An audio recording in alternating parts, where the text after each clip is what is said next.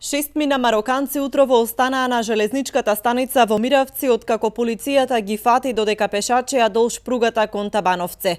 Седнати под настрешницата, момчињата чекаа да ги вратат во Грција. Премрзнати и разочарани плачеа бидејќи не можат да го продолжат патот. Ги покажаа документите кои им ги издале во Грција, ветувајќи им дека со нив ќе можат да ја поминат Македонија. Мешаните патроли од македонски и српски полицајци патролираа кај железничката, но вакви екипи забележавме и на автопатот. Жителите на Миравци велат дека откако пристигнаа странски полицајци, се помалку мигранти пешачат покрај селото. Има многу малку, сега има многу контроли од вие и врпските полицајци и малце по-затегнена работа. По-ги нема. Па ги имаме и многу слабо. Има. Јас ти патувам со камиончето, ги има доста. Има. В Гевгили има доста и тука низ по селото гледам. Мигрантите ги среќавате ли? Нема сега, немам сретно доста.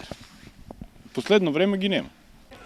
Тивко е и во транзитниот центар Вино-југ во Гевгелија. Возот заминал во 11 часот, па во центарот беше празно.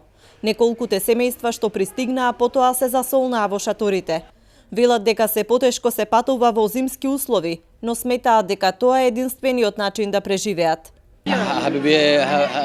Happy new for your country and my country. I want to stop aware in my country. Последниве десетина дена полека се намалува бројот на бегалци кои пристигнуваат во Гевгелија. Во текот на вчерашниот ден се издадени потврди на вкупно 1964 лица од Сирија, Авганистан и Ирак.